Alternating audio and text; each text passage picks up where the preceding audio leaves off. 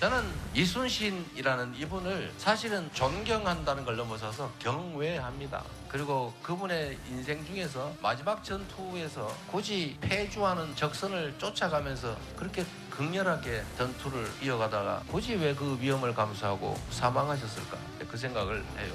아무도 모르죠. 그런데 제 입장에서 현대적으로 해석을 해보면 죽으려고 일부러 그러신 게 아닐까. 매우 유능한 장수였는데 그 도중에 죽을 뻔했잖아요. 모함을 당해서. 승전하고 난 다음에 자신의 운명이 생각나서 그러지 않았을까라는 게 제 생각이에요. 나라도 지금도 그러면 안 된다는 겁니다. 정치라고 하는 게 그림자도 있고 양지도 있는 거 아닌가요? 세상이 왼쪽 날개도 있고 오른쪽 날개도 있어야 나는 거지. 그리고 그 속에서 타협하고 조정해야지. 민주당, 야당 다 없애버리겠다. 이재명 없애버리겠다. 이러면 이게 정치가 되겠습니까? 마패를 목에 걸어주시겠습니다. 이 마패로 이재명을 잡아 세상을 바로잡아달라는 진주 시민과 국민들의 염원이 되겠습니다. 요즘에 생활이 좀 어려우시죠? 우리 국민의힘에서 국회의원들이 많이 오셨습니다만은 다들 노력을 하고 있는데 부족한 점이 많습니다. 그래서 저희가 우선 큰 점로 앞으로 더 잘하겠습니다. 다짐을 드리면서 시민 여러분들께 큰 절을 올리겠습니다. 앞으로 더 잘하겠습니다.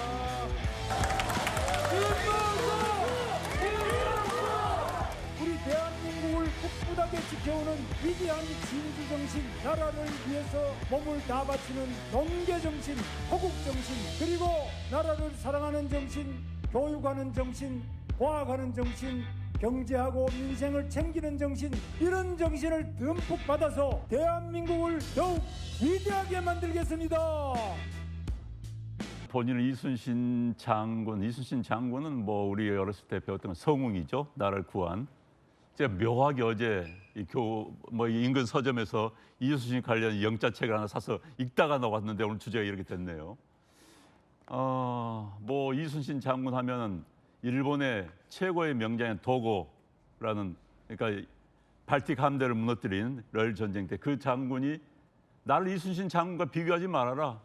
그건 난 비교의 대상이 안 된다. 일본 최고의 명장이 그런 이야기를 했습니다. 일본 명장조차도 그렇죠. 추켜 세웠던. 그다음에 세계 해군사를 연구한 영국의 해군 제독도 넬슨에 비견될 정도라고 하지만은 이순신 장군 23전 23승을 한 세계 전쟁 역사상 유일무이한 전공을 세우신 분입니다.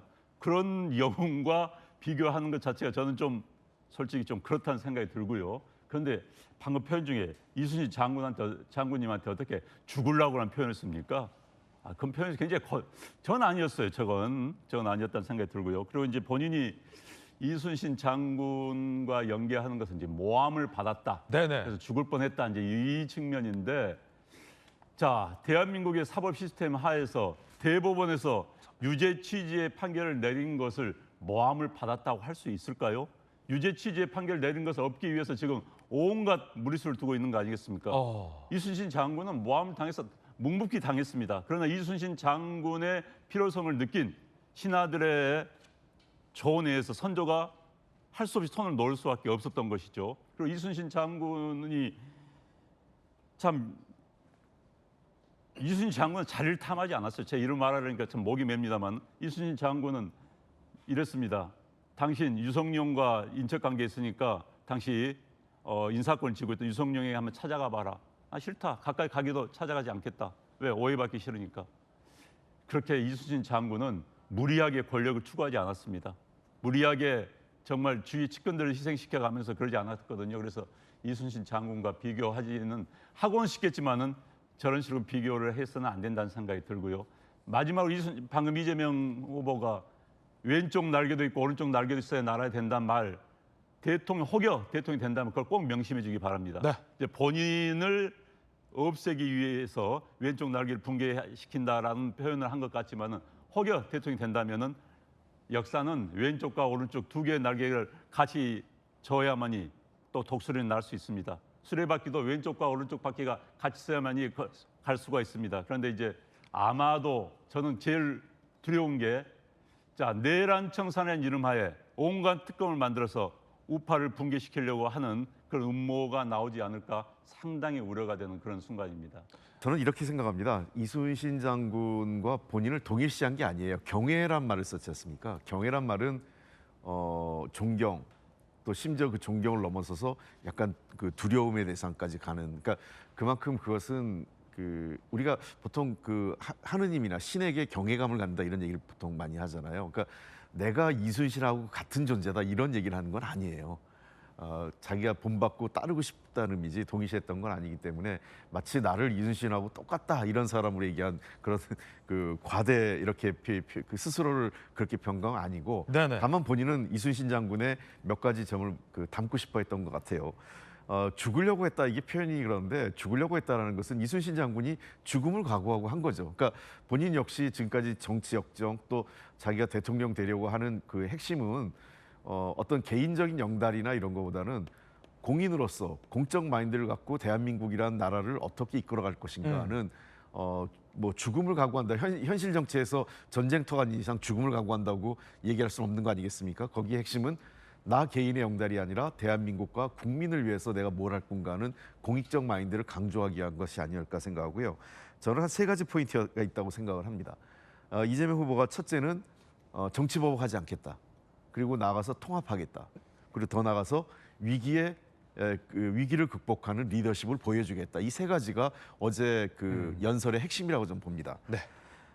이재명 후보는 사실 성남시장부터 특히 민주당 대표 시절까지 끊임없이 정치적인 어떤 그 위협이 있었어요. 뭐 그것이 뭐 사법에 의해서 본인이 잘못을 한 거 아니냐 이런 지적이 있을 수 있겠지만 어떤 정치인 한 명을 그 200회 그 100회가 넘게 압수수색하고 영장을 치고 이런 정도로 별건의 별건 수사를 반복적으로 한 사람이 거의 없습니다. 저는 홍준표 시장이 그 했던 얘기를 좀 들려주고 싶은 게요. 과거에 정치인에 대한 수사는 6개월 정도 이내에 짧게 해서 그 기소할 거 기소하고 하지 않을 걸 정리해서 일괄 처리했었는데 이번은 윤석열 정부는 집권 3년 내내 이재명 대표에 대한 수사 기소만 반복했던 겁니다. 그런 측면에서 저는 이재명 대표는 본인은 그런 시련을 겪었지만 자신이 시련을 겪었다고 해서 똑같은 형태로 국민의힘이나 또는 그 상대당에게 정치보복을 하지 않겠다라는 걸 분명히 했고요. 두 번째는 그래서 통합이 중요하다. 내가 그런 정치적 고난을 겪어봤고 순환을 겪었기 때문에 더 통합에 대해서 절실하게 느끼고 있고 통합을 하는데 자신이 있다. 그리고 의지가 있다는 걸 확인한 겁니다. 그다음에 가장 중요한 것은 대한민국 외국 위기죠. 아까도 말씀하셨지만 경제 성장률 0.8% 전망되고 있을 만큼 IMF보다 더 어렵다. 코로나 때보다 더 어렵다고 하거든요. 이순신 장군이 외적의 침으로부터 나라를 구했다면 이재명 후보 입장은 본인이 대통령이 돼서 무너진 민생 경제 그리고 대한민국의 민주주의를 회복하는데 자신이 최선의 노력을 다하겠다 이런 다짐의 연설 아니었나 이렇게 생각을 합니다. 마패를 목에 걸어주시겠습니다. 이 마패로 이재명을 잡아 세상을 바로잡아달라는 진주 시민과 국민들의 염원이 되겠습니다. 요즘에 생활이 좀 어려우시죠? 우리 국민의힘에서 국회의원들이 많이 오셨습니다만은 다들 노력을 하고 있는데 부족한 점이 많습니다. 그래서 저희가 우선 큰 점로 앞으로 더 잘하겠습니다. 다짐을 드리면서 시민 여러분들께 큰 절을 올리겠습니다. 앞으로 더 잘하겠습니다.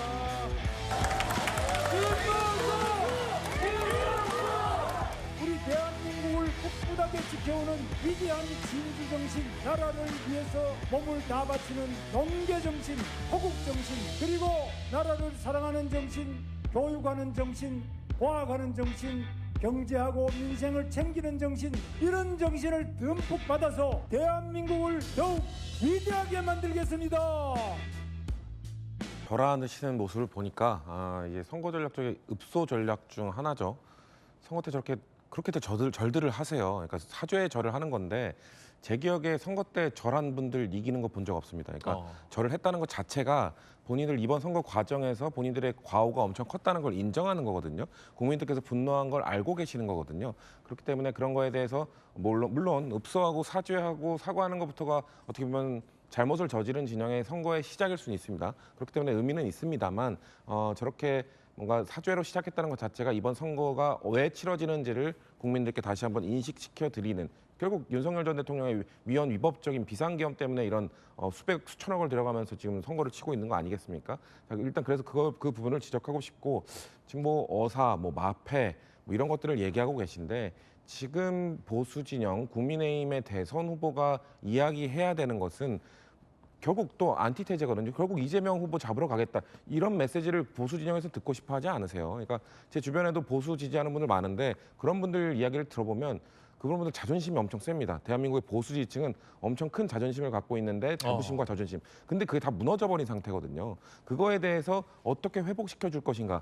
왜 보수가 이렇게 무너졌는가? 왜 보수가 이렇게 자존심을 구기게 됐는가? 이거에 대한 설명과 해법을 듣고 싶은데 계속해서 이재명 잡으러 가겠다, 이재명이 나쁜 놈이다, 이런 식으로만 얘기해서는 보수 분들이 듣고 싶은 얘기가 아니에요. 그래서 지금 제 주변에도 보수 지지자들 얘기를 들어보면 네. 그분들이 김문수 후보 솔직히 부끄러워서 못 찍겠다, 이런 얘기 많이 합니다. 마패로 안 된다. 그렇죠. 마패 이런 것들로 뭐 누굴 잡으러 가겠다가 아니라 어떻게 재건할지에 대한 메시지를 던져줘야 되는데, 전 국민의힘 경선 과정에서도 그 얘기했었거든요. 전부 다 이재명 내가 이길 수 있다, 이재명 이길 수 있다. 아니, 국민의힘 후보라면은, 보수 진영의 후보라면은 보수를 어떻게 재건하겠다는 메시지를 먼저 던져야지 왜 이재명 안티테제만 하느냐. 전 그때부터 지적했는데 여전히 지금 메시지가 안 바뀌고 어사, 마패, 뭐 이재명 후보 잡으러 가겠다, 이런 메시지로는 절대 지금 지지를 못 뒤집을 겁니다. 근데 할 수 있는 이야기가 저거밖에 없다라는 뭐 현실적인 문제도 있을 것 같은데, 조금 더 고민을 해보셔야 되지 않을까, 저는 그렇게 조언드리고 싶습니다. 예.